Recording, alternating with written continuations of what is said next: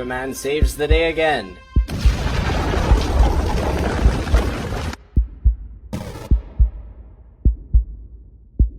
September 11th, 2001. दो planes with around 90 passengers each. वो दोनों planes crashed into the Twin Towers. पहले एक plane एक टावर के अंदर क्रैश करा.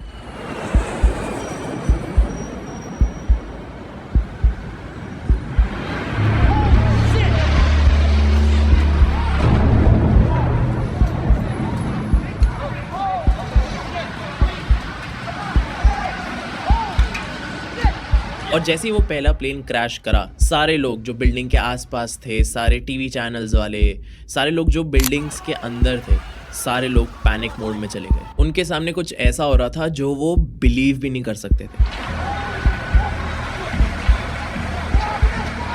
सारे के सारे न्यूज़ चैनल्स ने इस चीज़ को कवर करना शुरू कर दिया था, क्योंकि उन्होंने ऐसा एक्सीडेंट आज तक नहीं देखा. मैं एक्सीडेंट इसलिए बोल रहा हूँ कि उस टाइम पे लोगों को ये एक एक्सीडेंट ही लग रहा था. काफ़ी लोगों को लग रहा था कि ये कितना अनफॉर्चुनेट एक्सीडेंट है कि जो प्लेन का पायलट था उसको शायद हार्ट अटैक आया होगा, कि वो प्लेन जाके बिल्डिंग में क्रैश कर गया. पूरे अमेरिका के लिए, इनफैक्ट पूरे वर्ल्ड के लिए काफ़ी ज़्यादा डिस्टर्बिंग इवेंट था. सारे लोग शॉक में थे और सारे न्यूज़ चैनल्स उस टाइम लाइव कवर कर रहे थे इस चीज़ को. और उसके बाद जो दूसरा प्लेन था वो सेकंड टावर में क्रैश कर गया, और ये क्रैश पूरी दुनिया ने लाइव देखा था.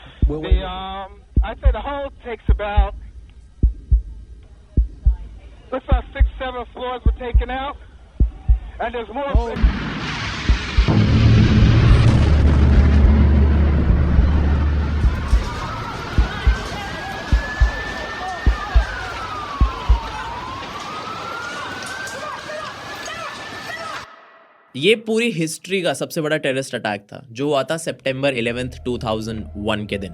9/11 एक ऐसा दिन था जिसने पूरी दुनिया को बदल दिया था. लेकिन ये सिर्फ कॉइन का एक साइड है. लेकिन जो कॉइन की दूसरी साइड है, it gave birth to a very scary but a way of telling the potential truth, which is the culture of conspiracy theories. ये पूरी बात तो 2001 की है, लेकिन सबसे फैसिनेटिंग बात यह है कि आज के टाइम पे 1/3 अमेरिका ये चीज बिलीव करता है कि ये जो कुछ भी हुआ था, ये एक टेररिस्ट अटैक नहीं बल्कि एक गवर्नमेंट प्लान था.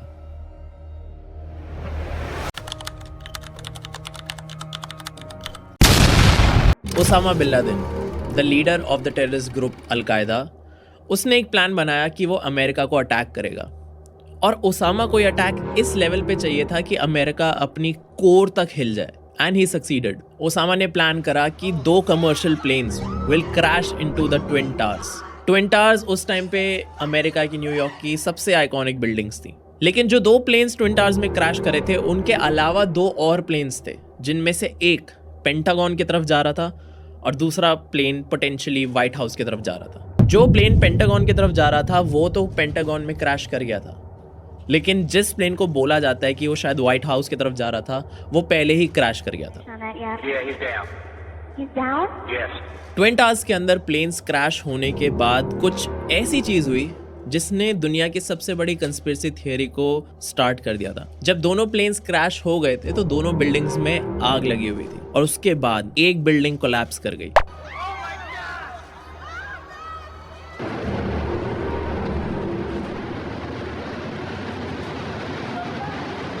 और उसके थोड़े ही देर बाद दूसरी बिल्डिंग भी पूरे तरीके से कोलैप्स कर गई थी.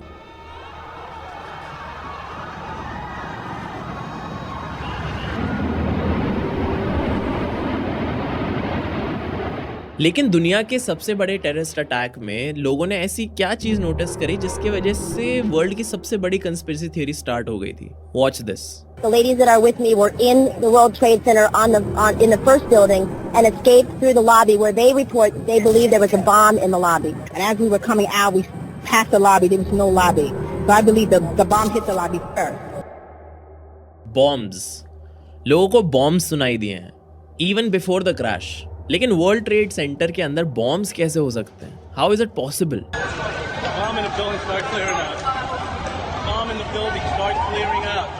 एंड वो बॉम्ब्स एक्सप्लोड हुए बिफोर द क्रैश.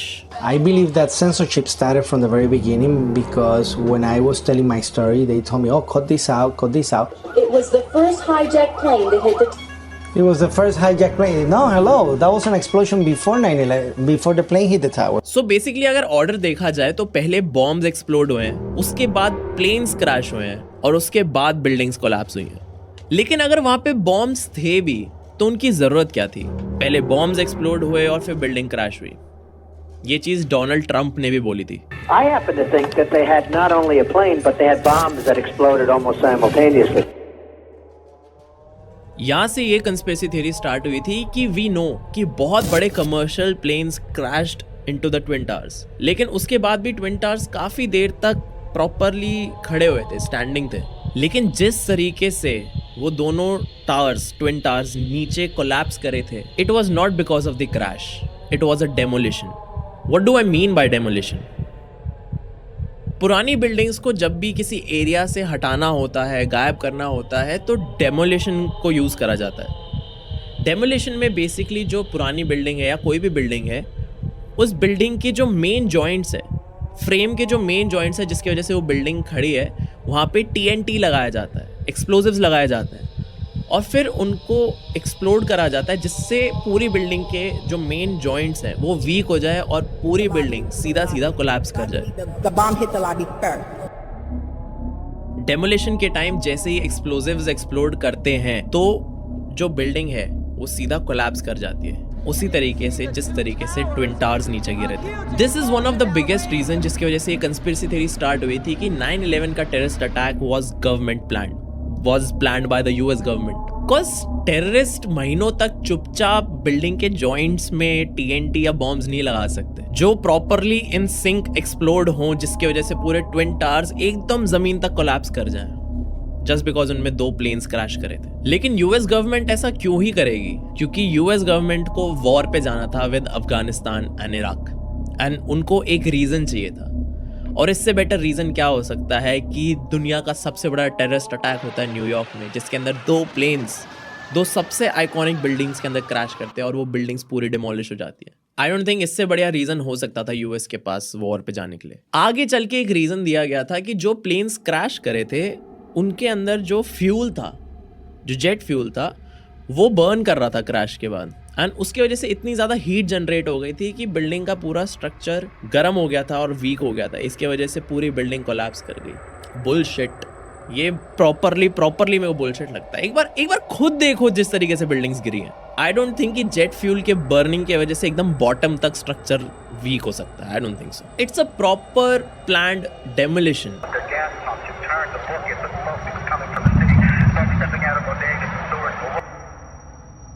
कुछ जगह तो तुम बॉम्ब्स का एक्सप्लोजन देख सकते हो बिल्डिंग से बाहर आते हुए। हो सकता है तुम्हें ये सारी बातें सुन के लगे कि यार ये कैसी बातें हैं, मतलब कौन सोचता है ये सब कुछ। एक फन फैक्ट बताता हूँ। लैरी सिल्वरस्टीन, एक बिजनेसमैन जिसने दोनों ट्विन टावर्स को लीज पे लिया हुआ था, रेंट पे लिया हुआ था, भाड़े पे लिया हुआ था for 99 years. Out of nowhere उस इंसान ने टेररिज्म इंश्योरेंस लिया था just 2 months before 9/11, just 2 months before 9/11।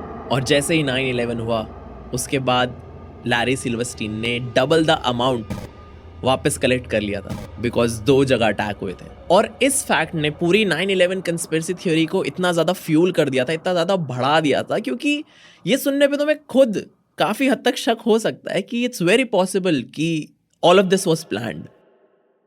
अगर हम इस डिबेट में उतरते हैं कि ये अटैक गवर्नमेंट प्लान था या नहीं, तो जो बातें मैंने अभी तक बोली हैं they kind of make sense. लेकिन जो आगे मैं तुम्हें बातें बताने वाला हूँ, जो प्रूफ्स दिखाने वाला हूँ, वो शायद सुन के तुम्हें लगे कि यार ये थोड़ा ज़्यादा हो गया है।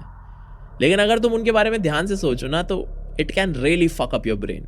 एक और थियोरी ये आई थी कि यूएस गवर्नमेंट को एक बहुत बड़ा फायदा हुआ था आफ्टर 9/11, और वो फायदा ये था कि यूएस गवर्नमेंट अब किसी भी इंसान पे फुल ऑन स्पाई कर सकती थी विदाउट गिविंग एनी रीजन।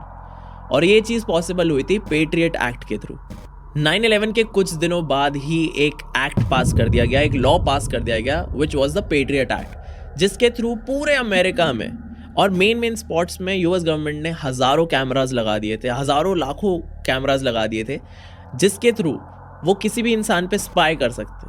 और खाली कैमरास के थ्रू ही नहीं, किसी भी तरीके से यूएस गवर्नमेंट किसी पे भी स्पाई कर सकती थी विदाउट गिविंग एनी रीजन। क्योंकि पहले के टाइम में अगर यूएस गवर्नमेंट ऐसा कुछ भी करती थी तो इंसान कंप्लेन कर सकता था, यूएस गवर्नमेंट के पास इतनी पावर नहीं थी। लेकिन 9/11 के बाद और पेट्रियट एक्ट के बाद यूएस गवर्नमेंट के पास इतनी ज्यादा पावर आ गई थी कि वो बेसिकली किसी भी सिटीजन के साथ, किसी भी इंसान के साथ जो यूएस में कुछ भी कर सकती थी। काफी लोगों को ये लगता है कि जो 9/11 का पूरा प्लान था वो बस कुछ दिनों में या महीनों में नहीं हुआ है। इनफैक्ट ये जो अटैक था, if this attack is government planned, तो इस अटैक की प्लानिंग कम से कम 20, 30, 40 साल पहले से हो रही है। मैं तुम्हें बताता हूँ प्रेडिक्टिव प्रोग्रामिंग के बारे में।